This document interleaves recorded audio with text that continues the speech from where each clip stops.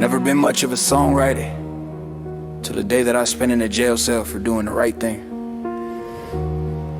regardless of the cost, for something that should cost nothing. And this is what I did in the time before AI could assist with only a pencil that I had to tightly grip.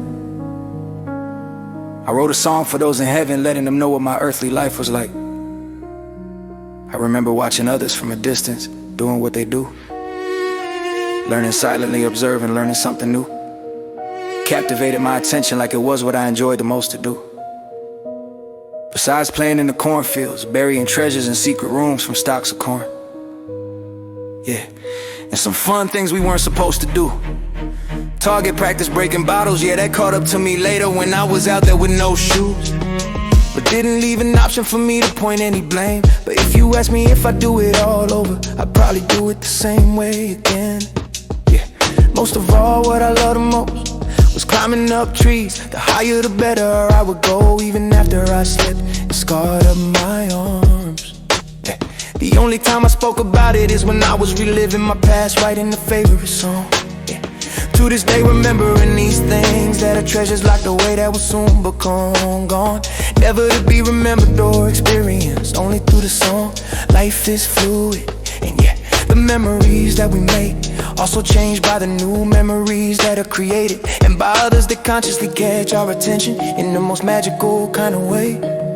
But more than anything I wanna say is that despite all the blessings, I feel the need to ask for more. At least one more blessing is great, ungrateful as this may sound, I hope I don't let anybody down by asking, please. There were any way that others could see their life full of blessings, and just the same way, regardless of the situation, I do my best to be grateful that it wasn't something that I could not accept.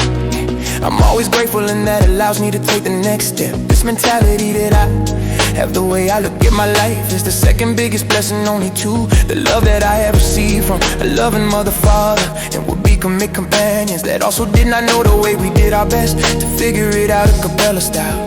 In the midst of the crossroad, where both demons and angels broadcast their voices, can you have confused by the interpretation that was used to describe when you contradicts the direction?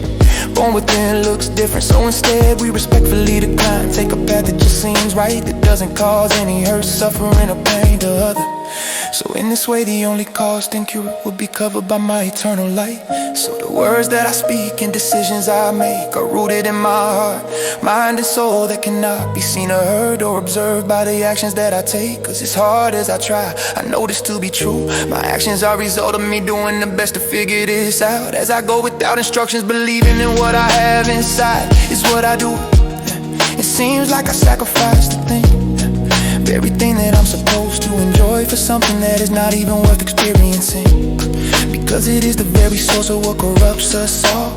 Truth be told, I'm trying to be the bridge that saves angels and demons, most of my hell into my dreams. You already know you guys are his, dear to me as those born from my flesh and blood and soul. I will always remember every single one that I ever talked to or even said hello. I hope they speak of me well when they say yeah, that's the guy I didn't know, but said hola. And I reply for those that I didn't get a chance to say, peace out, no ego, just some human thing that we normally do is say. Faith, love, and hope, and the greatest is love. Learning, losing, letting go, regardless if we grow.